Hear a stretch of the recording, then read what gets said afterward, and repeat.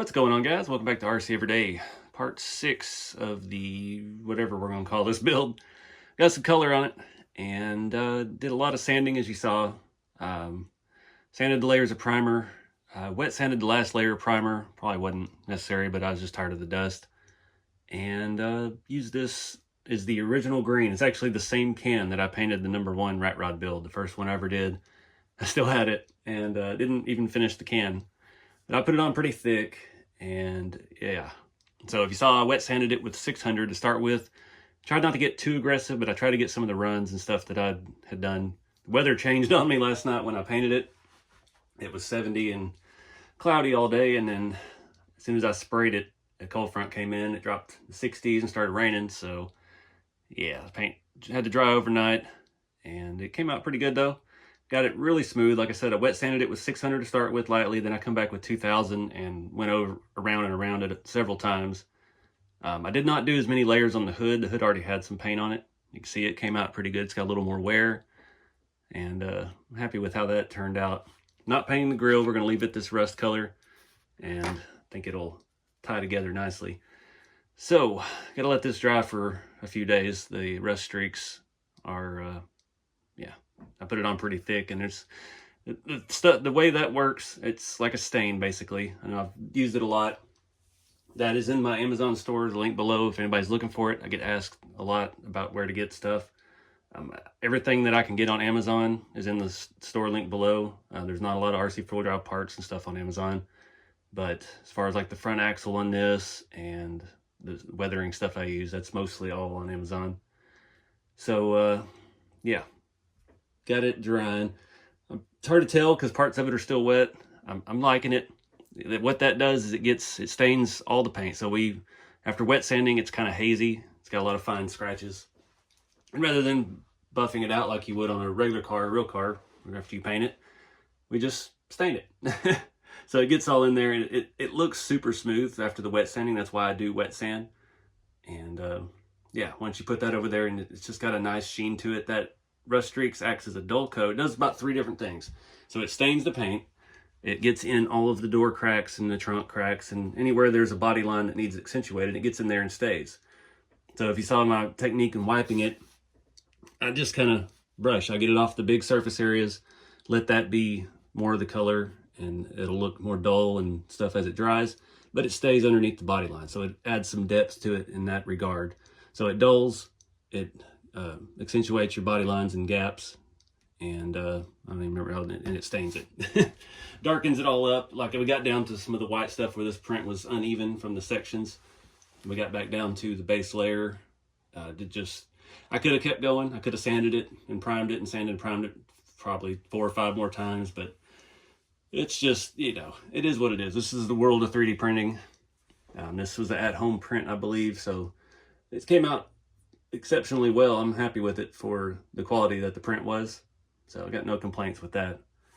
So in the meantime, while between steps, I've been looking at transmission stuff. So let's talk about that. So typically I'd use an RC 4-wheel drive, R4 trans, the TCI, some of them. But only ones I had this SSD transmission I've been sitting on for a while. And I have an RC 4-wheel drive one, but it was the one, I didn't even know they had it. I got it secondhand, but it was a thing. I looked it up on their site. You can get it with the transfer case already attached.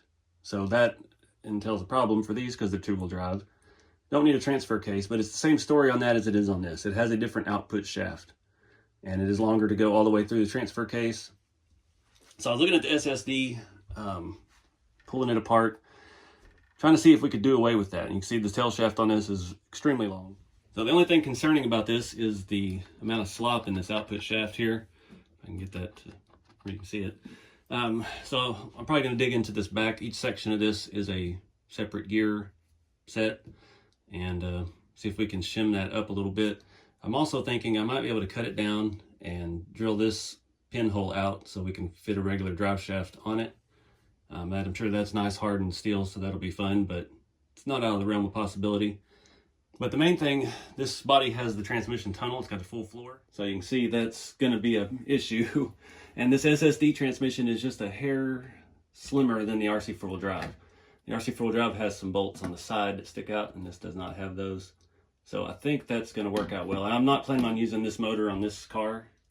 I've got another motor in mind. I'm trying to figure out all that right now.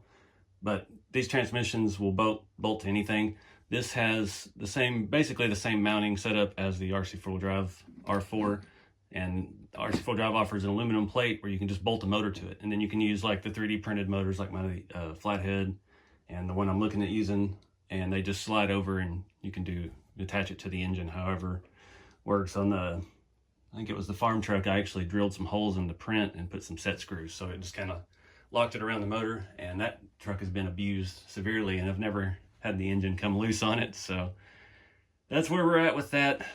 I want to use the SSD motor on something, but there's no headers that fit it. And there's some out there, but they're not the right look for the hot rod. You know, we need something like these RC four-wheel drive ones, but these don't line up quite the same. The holes are just slightly different from the scale V8.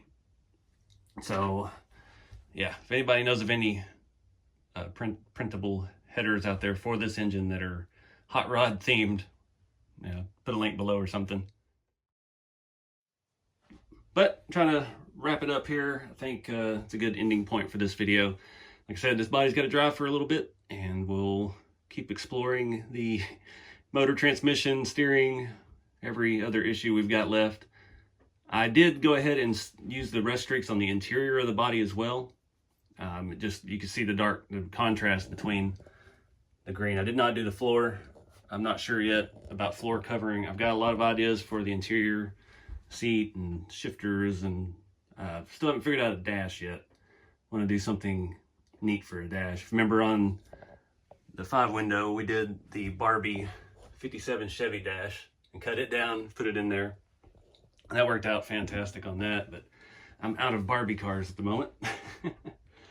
So we'll see if we can make something neat, because I want this to be a complete, full, detailed interior. We've got the full floor in the trans tunnel, so it's the perfect opportunity to use that and go all the way with it. Trying to get this thing done before USTE in February. We'll see if we get there. At the time of filming this, it's got a fair amount of time left, but I don't know. Things always get technical when we get to the steering. And I've been brainstorming that a little bit, but I have to wait for the body to dry now so I can mount the hood and the grill.